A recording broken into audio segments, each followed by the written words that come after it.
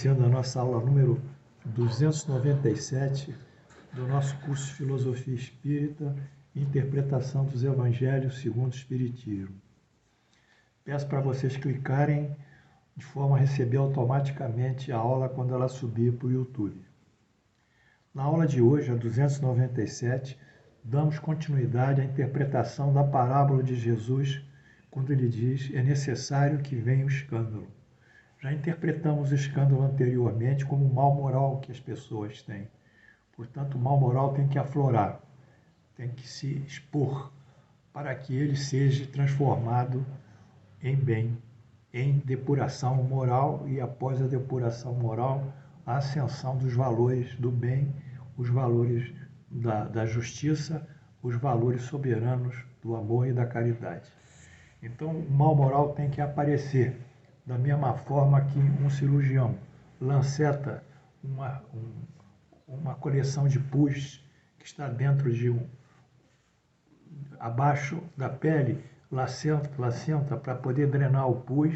O escândalo também tem que ser drenado, tem que se aparecer, e daí a sua necessidade e como Jesus disse, é necessário que venha o escândalo.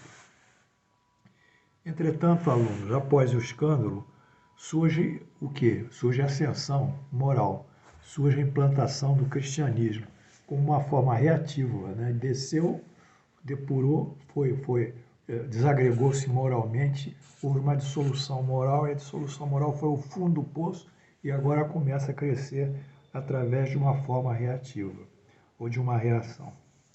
Nesse sentido, diz o professor Kardec, no livro O Evangelho segundo o Espiritismo, editora Centro Espírita Leon Denis, 2000, página 566. Deve-se observar que o cristianismo chegou quando o paganismo, professado pelos povos não ligados ao judaísmo, estava declinando e se debatia contra as luzes da razão. Quer dizer, esse paganismo ele começava a ser influenciado por uma lógica, por uma razão. A formação reativa eclode no momento certo, quer dizer, essa ascensão inicial vai aparecer no timing certo. Sócrates também havia formulado uma doutrina até certo ponto análoga do Cristo. Não havia? Havia. Por que então não prevaleceu? É que não havia ainda chegado o tempo certo para as pessoas entenderem Sócrates. A totalidade dos homens da sua época não estava à altura das suas ideias. É o que nós chamamos no Espiritismo falta de amadurecimento do senso moral.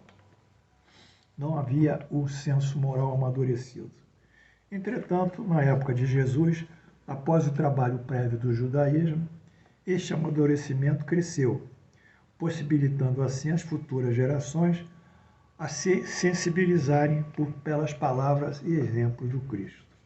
Então já havia um terreno mais propício para assimilar o que Jesus dizia. E nos anos 313, coube ao imperador romano Constantino fundar na nova capital do império, chamada Constantinopla. Quer dizer, havia a capital que era o Sacro Império Romano aqui, e Constantino criou Constantinopla como uma outra alternativa do Império Romano. E que hoje é a Turquia, Constantinopla. Editou vários éditos, que são publicações de decretos do rei, do imperador, consagrando o cristianismo como uma religião do Estado. Então, em 313, 3 séculos após o Cristo, Constantino funde o poder de Roma ao poder religioso advindo do Cristo. Uma manobra política exemplar. E funde isso, criando o cristianismo como a religião oficial do Estado.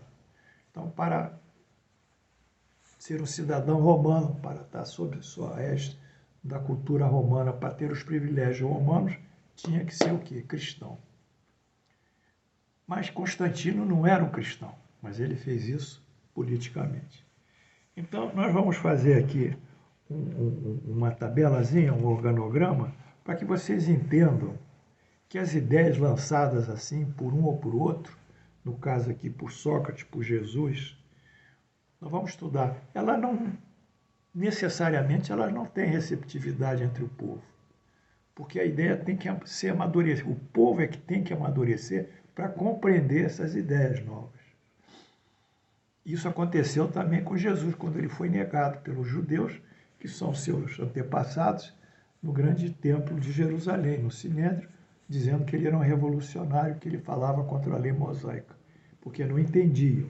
Então se passaram muitos anos. Aqui passaram 313 anos, segundo a cronologia da Bíblia, a cronologia histórica, que o cristianismo deixou de ser perseguido realmente em todos os seus aspectos. Mas vamos fazer aqui, esse quadro aqui que é muito interessante, que são as condições prévias para uma ideia, uma ideologia se tornar receptiva pelos seus adeptos. Não é fácil, é igual uma turma de aula. Para você dar um conceito para um pessoal que está no primeiro grau, eles não vão entender esses conceitos. Então não estão receptivos, não tem intelecto ainda, conhecimento. Para você dar esse mesmo conceito para o primeiro ano do ensino médio, eles vão aprender. Então tudo depende, no caso aqui, que a doutrina coloca, do senso de amadurecimento moral. Não se esqueçam disso, porque não se pode exigir de pessoas que não têm o senso de amadurecimento moral que aceitem até o espiritismo como ele foi criado por Kardec. Não vão aceitar, porque não têm condições para isso, morais e às vezes intelectuais. Portanto, esse amadurecimento aqui, ele tem um nível de conhecimento que é o nível intelectual e tem um nível moral. Bom, quando o povo não está amadurecido, essa mensagem dada por uma liderança, por um líder, por um messias, ela fracassa. É como se tivesse jogado semente num terreno árido. Ela não tem condições de medrar. Então, a gente tem alguns exemplos de fracassos na época dos ensinos levados a cada época. Por exemplo, primeiro, Sócrates. Sócrates criou uma ideologia pré-cristã em Atenas. Fracassou. Teve que morrer até tomar cicuta. Jesus produziu o cristianismo em Jerusalém, crucificado.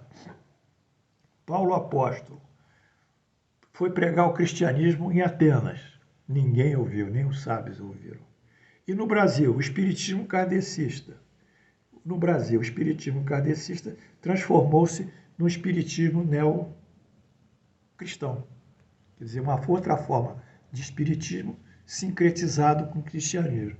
Por quê? Porque os dois líderes religiosos no Brasil que levaram esse sincretismo são dois, um ex-padre e uma ex-freira, advindos da igreja. Então, são espíritos que trouxeram com ele, atavicamente, ainda mesmo como espíritos, as influências seculares da religião católica. Então, o primeiro que se tornou líder religioso no Brasil foi Emmanuel, pela psicofonia, psicografia, pela mediunidade de Chico Xavier, e o segundo líder religioso foi a freira Joana de Ângeles, pela mediunidade de Divaldo Franco. Então, o espiritismo também não conseguiu semear a razão kardecista original. Então, houve um insucesso, como em Sócrates, como em Jesus, como Paulo Apóstolo, como o espiritismo no Brasil, que é o neocatolicismo, um espiritismo sincretizado com o catolicismo. Então, não preciso dizer muito, vocês vão no centro espírita, tem bustos, tem fotos, tem papeizinhos colados, tem velas, tem tudo. Tem guias que vão trazer milagres, tem situações apocalípticas, previsões apocalípticas aí pelo movimento espírita, dizendo que vai voltar a se dar época do gelo, essa época de tal. Enfim, é um grande mix que a cultura brasileira, porque o seguidor do espiritismo ainda não tem essa razão constituída, então eles formaram um neossincretismo. Isso vem lá do século XIX ainda, 1800 e pouco, 1890 e pouco, finalzinho, quando o doutor Bezerra, que também era um homem muito católico, ele foi elevado a presidente da Federação Espírita Brasileira, e dali para frente a coisa correu solta nessa formação neocristã espírita brasileira. Entretanto, para que haja o sucesso e o amadurecimento dessas ideias, como eu disse em Sócrates, Jesus, Paulo Apóstolo, etc., etc., o Espiritismo. Diz aqui o professor Kardec, segundo no livro Evangelho segundo o Espiritismo, Rio de Janeiro, página 200, ano 2000, página 454. O amadurecimento é tipo de sensibilidade elevada a certo grau, é uma sensibilidade, que se pode chamar de maturidade do senso moral. É uma sensibilidade que é chamada por Kardec de senso moral. A maturidade independe da idade e do grau de instrução, seja da cultura, seja da inteligência. Porque é inerente, está inclusa no desenvolvimento de um sentido especial do espírito encarnado. Então, essa condição moral, alguns falam inteligência emocional, né? Outros poderiam pronolicamente falar inteligência moral. Não é isso, inteligência é outra coisa. Mas é outra coisa. A definição de psicologia é outra coisa.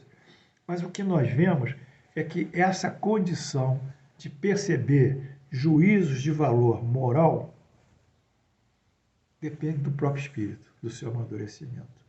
Então não vão pregar no deserto, João Batista, pregar para o vento, embora ele tenha feito as coisas dele, porque vocês não vão ter resultados. As pessoas vão se manter dentro da sua maturidade, da sua limitação. Vocês não vão ensinar uma equação de primeiro grau para crianças uma equação de primeiro grau para as crianças que estão iniciando o primeiro grau nas escolas.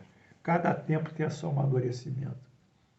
Por isso que o Espiritismo ainda não cresceu na sua lógica em razão no Brasil. Mas, como há encarnações e reencarnações, o futuro para nós é promissor. E, aduzindo o que eu coloquei aqui, esses conceitos sobre senso moral, nós vamos trazer aqui a parábola do semeador, que exprime os graus de amadurecimento espiritual. Essa parábola do semeador é uma parábola de Jesus que eu peço para vocês me acompanharem. Está em Mateus 13, 18 a 23. Neste mesmo dia, Jesus, tendo saído da casa, sentou-se à beira do mar. E logo juntou-se em volta dele uma grande multidão, de tal sorte que foi preciso entrar na barca, onde se sentou, e todo o povo permaneceu de pé na praia. Então ele disse muitas coisas por parábolas, que são metáforas de ordem moral, né? Uma linguagem simbólica. Falando, aquele que semeia saiu a semear. E enquanto semeava, uma parte da semente caiu ao longo do caminho, e as aves do céu vieram e a comeram. Uma outra parte caiu em lugar pedregoso, onde não havia muita terra, e logo nasceu, porque a terra onde ela estava não tinha profundidade. Mas saindo o sol, queimou-se, e como não tinha raiz, secou. Outra parte ainda caiu sobre os espinhos, mas quando os espinhos cresceram, eles as sufocaram as sementes. Outra, finalmente, caiu em uma boa terra e frutificou. Alguns grãos produziram 100 por um, outros 60 e outros 30.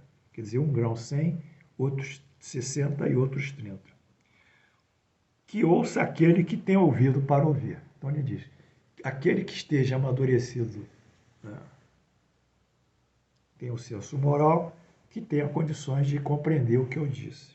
Comentários. Essa parábola bem define, isso é comentário do professor Kardec, né? Essa parábola bem define os diferentes graus de amadurecimento moral das pessoas e, por consequência, de sua capacidade de assimilar os ensinamentos do Cristo. Primeiro, as sementes, metaforicamente, são as palavras de Jesus, que, quando assimiladas, geram os frutos de quê? Do bem e as virtudes, como a da benevolência, da indulgência, do amor e do perdão. São as parábolas dele que semeiam novos comportamentos. Segundo, entretanto, para 3/4 daqueles que ouviam, porque foram colocadas 4 alternativas da semente, sobre a estrada, sobre os pedregulhos, sobre os pinheiros e em terra boa. Então, para 1/4 das que ouviam, caíram ao longo do caminho. As aves comeram as sementes. O segundo quarto, em lugar pedregoso, não tinham raiz, queimou. E o terceiro quarto, em meio dos espinheiros, foram sufocados. Portanto, 3/4 desses ouvintes, que ouviam, ou seja, 3/4 transformado em porcentagem, são 75%, nada entenderam das palavras de Jesus.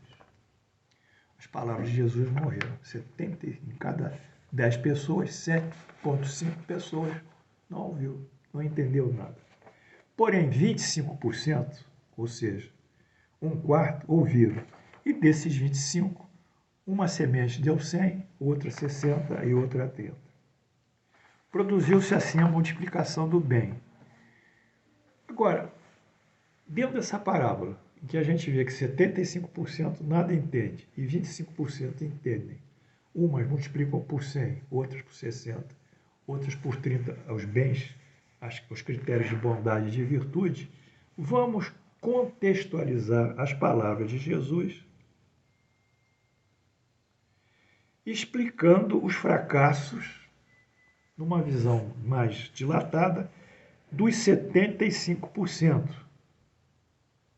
E vamos chamar aqui Sócrates, quando pregou e não teve sucesso.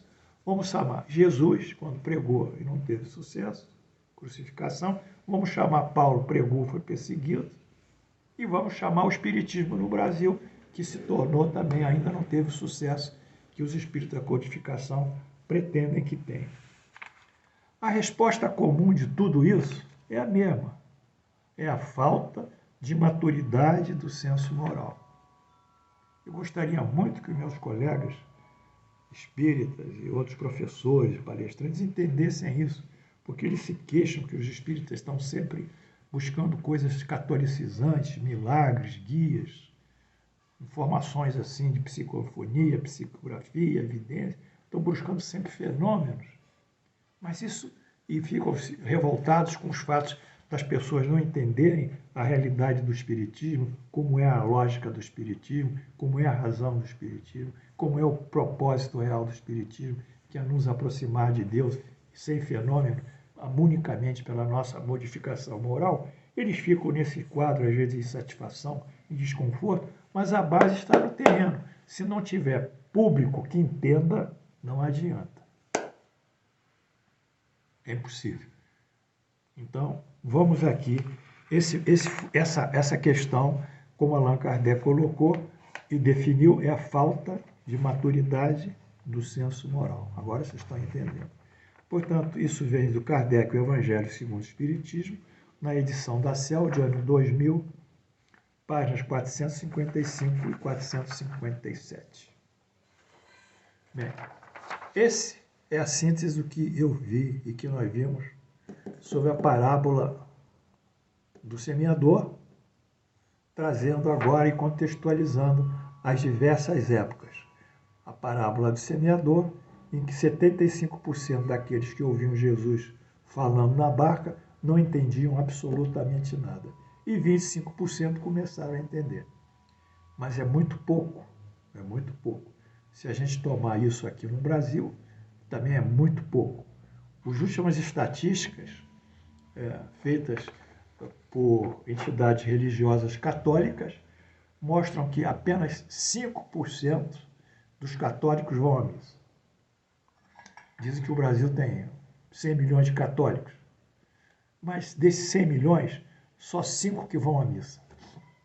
95 não vão à missa, se dizem católicos para ter uma identidade social, poder casar, poder celebrar um nascimento, né, um batizado, etc., por algumas liturgias católicas que adotam para ter a identidade social do católico. Mas fracassou. Só 5% adotam a missa. Então, está fracassando, tem que rever. Mas vamos ver aqui o que Jesus, na sua parábola de semeador, as limitações e possibilidades frente à maturidade do senso moral. Vamos ver o que o senso moral possibilita. Como nós dissemos, as sementes, as palavras de Jesus são as sementes. Palavras de Jesus, sementes. Os ouvintes. 1/4, 25%, as aves comeram.